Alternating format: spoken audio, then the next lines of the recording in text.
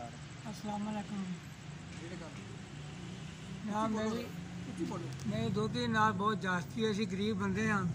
मेरी आई जी पंजाब नूं वज़ीर आला साहब नूं अपील है कि सानूं इंसाफ मिले। मैं कतूली कलां तो बोलन दिया ते बाअसर बंदे जिहड़े ने सानूं कोई दबा भी रहे हैं, उन्हां वास्ते साडी कोई उसपनाही कीती जाए। अस्सलाम वालेकुम। ਅਸੀਂ ਕਤਲੋਈ ਕਲਾ ਤੋਂ ਗੱਲ ਕਰਨੇ ਪਏ ਹਾਂ। ਸਾਡੀ ਨਿਵਾਸੀ ਹੈ, ਸਾਡੀ ਨਿਵਾਸੀ ਦੇ ਨਾਲ ਜ਼ਿਆਦਤੀ ਕੀਤੀ ਗਈ ਹੈ। ਸ਼ੇਖਾਂ ਦਾ ਲੜਕਾ ਹੈ, ਮੁਜਰਮ ਮੌਕੇ ਤੋਂ ਫੜਿਆ ਗਿਆ ਔਰ ਪੁਲਿਸ ਦੀ ਹਿਰਾਸਤ ਦੇ ਅੰਦਰ ਹੈ, ਮਗਰ ਕਿ ਉਹਦੇ ਹਾਲੇ ਤੱਕ ਕੋਈ ਅਮਲ ਦਰਾਮਦ ਨਹੀਂ ਹੋ ਰਿਹਾ।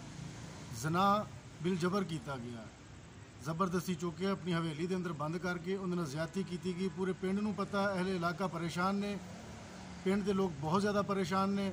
ਅਸੀਂ ਹੁਕਾਮੇ ਬਾਲਾ ਤੋਂ अपील करने कि सानू इंसाफ मिले। IG पंजाब जी बिल्कुल जी, ये आज कतुली में एक यतीम बच्ची के साथ जुल्म बर्बरियत की दास्तान जो रकम की गई है।